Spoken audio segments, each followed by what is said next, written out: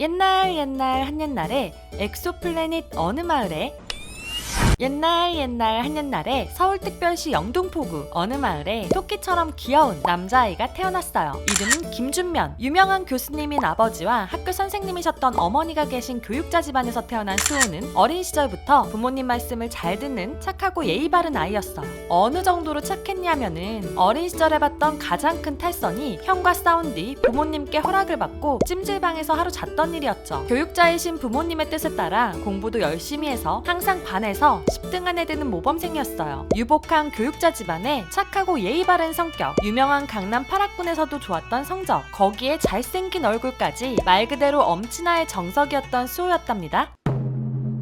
완벽한 어린 시절의 수호가 좋아했던 것은 노래를 부르는 것이었어요. 가수를 꿈꿀 정도는 아니었지만 막연히 무대 위를 상상하곤 했죠. 그러던 수호에게 우연히 기회가 찾아왔어요. 중학교 2학년 때 올림픽공원에 봉사활동을 하러 간 수호. 그곳에서는 댄스 동아리 경연대회를 하고 있었어요. 수호는 무대 위에서 멋지게 춤추고 있는 학생들을 구경하고 있었죠. 그런데 그 경연대회에는 SM 캐스팅 매니저가 와 있었어요. 당연히 캐스팅 매니저는 수호의 잘생긴 외모를 그냥 지나칠 수 없었죠.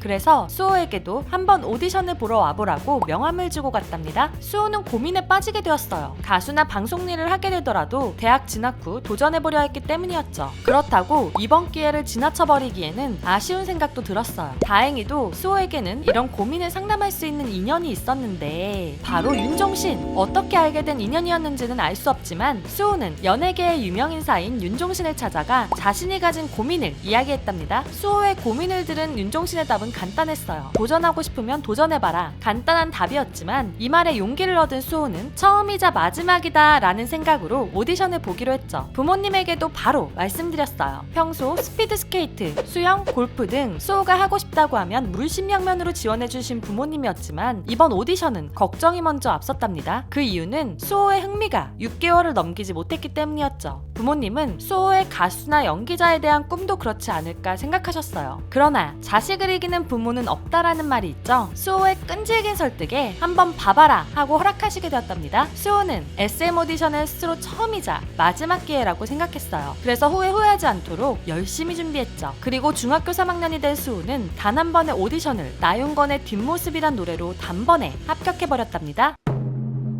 수호가 합격해버리자 부모님은 한 가지 조건을 거셨어요. 학교 생활에 소홀하지 않을 것. 이런 조건에 수호는 힘들다는 연습생 생활을 하면서도 전교 50등 이내의 성적을 유지하며 학교도 거의 빠지지 않았어요. 그렇다고 연습생 생활을 소홀히 한 것은 아니었어요. 한번 시작하면 열정적으로 성실히 하는 수호였기에 밤새 연습을 하고 연습실에서 잠들어버릴 만큼 열심히 실력을 늘렸죠. 공휴일이나 명절 등 쉬는 날에도 혼자 연습실에 나가서 연습하며 언젠가 데뷔할 날을 기다리고 있었답니다.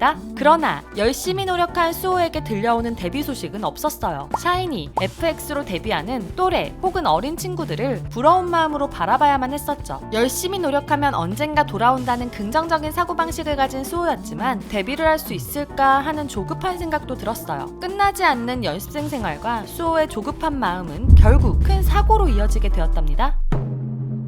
더 열심히, 더 성실히 연습에 임하던 수호는 너무 과한 노력으로 인해 다리를 다쳐버리고 말았어요. 무려 1년이나 재활해야 되는 부상이었죠. 열심히 연습해도 도와주지 않는 이런 상황에 수호는 더 불안해지기 시작했어요. 댄스 가수를 할 수 없게 될 것 같았고 회사가 준비하는 데뷔 시기를 놓치게 될 것 같았죠. 이런 불안감에 사춘기가 오기도 했어요. 하지만 수호는 포기하지 않았어요. 다시 한번 자신을 믿고 노력하기로 했죠. 힘들다는 재활치료도 열심히 받고 춤은 출 수 없었지만 대신 노래와 연기를 집중적으로 연습했어요. 불안한 마음은 연습을 2배, 3배로 노력하면서 극복하게 되었답니다. 그래서 예술계 명문이라 불리는 한국예술종합학교 연기과에 단번에 합격했어요. 경쟁률이 무려 61대 1이었는데도 말이죠. 같이 합격한 동기로는 유명한 배우가 된 변요한, 김고은이 있었답니다. 그리고 이렇게 노력한 수호에게 드디어 기다리던 소식이 찾아왔죠. 2012년 드디어 엑소로 데뷔하게 된 수호. 데뷔곡 마마로 파란을 예고한 엑소는 그 다음에 으르렁으로 초대박을 치며 대한민국을 휩쓸기 시작했어요. 매년 각종 시상식에서 대상을 받았고 정규 1집부터 5집까지 모두 밀리언셀러를 기록하는 등 K-팝 대표 남자 아이돌이 되었죠. 으르렁부터 중독, 전야, 콜미베이비, 러브샷 등 수많은 대표곡들은 아직도 많은 아이돌들이 커버하며 사랑을 받고 있답니다. 수호는 엑소 플래닛에서 온 물을 조종하는 초능력자로 리더를 맡게 얻게 되었어요. 성실하고 모범적인 성격과 멤버들을 책임지고 이것저것 자상하게 챙겨주는 엄마 같은 리더십을 보여주었죠. 엑소가 엄청난 대스타가 되었음에도 항상 겸손하고 팬들인 에리들에게 감사하고 사랑한다고 말했어요. 그러나 수호에게는 고민이 있었어요. 강한 책임감으로 정답만 말하는 모습 때문에 팬들이 거리감을 느끼지 않을까 생각했죠. 하지만 괜한 걱정이었어요. 에리들은 그런 수호의 노력도 알고 있었죠. 수호만의 무공해 같은 청정 개그와 의도치 않은 몸 개그들을 보며 엑소에서 제일 웃긴 아이 엑제룻이라는 별명을 지어줬답니다.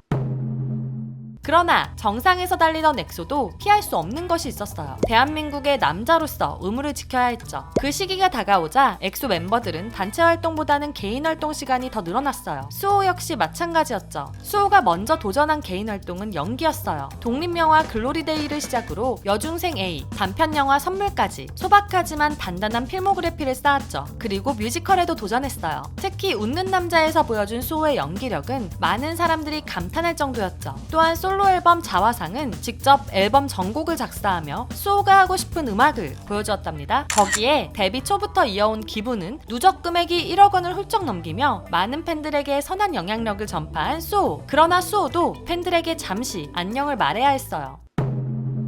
2020년 5월 시우민, 디오에 이어 수호는 엑소에서 세 번째로 군백기를 가지게 되었어요. 수호는 손편지로 에리들에게 사랑을 전하며 씩씩하게 의무를 다하러 갔죠. 그렇게 약 1년 10개월간 병역의 의무를 다한 수호는 2022년 2월 13일 건강한 모습으로 돌아왔어요. 조금은 쉴만도 한데 수호는 에리들을 보고 싶은 마음에 가만히 있지 않았죠. 수호만의 감미로운 보컬과 음악을 들려주기 위한 작업에 들어갔어요. 한 번 더 앨범 전곡을 작사한 그레이스투로 4월 4일 컴백한 수호. 기다리느라 힘들었던 에리들을 위로할 따뜻한 힐링 음악을 준비했답니다. 이번에는 아직 국방의 의무를 수행 중인 엑소 멤버들이 있어서 솔로 앨범으로 컴백하지만 수호는 항상 하는 말이 있어요. 엑소라는 팀이 오래 갔으면 좋겠어요. 그건 사실 믿음이거든요. 우린 계속 갈 거야 라는 믿음이요. 서로를 믿고 엑소는 영원할 거란 명제에 대해서 믿었으면 좋겠어요. 그래서 엑소가 영원할 수 있었으면 좋겠습니다. 언젠가 많은 사랑을 못 받을 수도 있지만 엑소라는 팀은 영원히 있었으면 좋겠어요. 이렇게 엑소와 에리들을 사랑하는 수호는 엑소 멤버들 그리고 에리들과 오래오래 행복하게 살고 있답니다. 오늘의 8분 동안 엑소를 수호하는 리더 수호의 이야기는 여기까지입니다. 재미있으셨나요? 그렇다면 좋아요와 구독, 알림 설정까지 부탁드리고요. 영상에 나오지 않은 수호에 대한 재미있는 정보가 있다면 댓글로 공유해주세요. 또한 더 알고 싶은 아이돌의 이야기가 있다면 이메일과 댓글로 신청해주시고요. K-POP 팬들이 이야기하며 놀 수 있는 커뮤니티도 운영 중이니 상세 설명과 고정 댓글을 참고해주세요. 지금까지 여러분의 가장 가까운 K-POP 친구 두유람이었습니다. 안녕.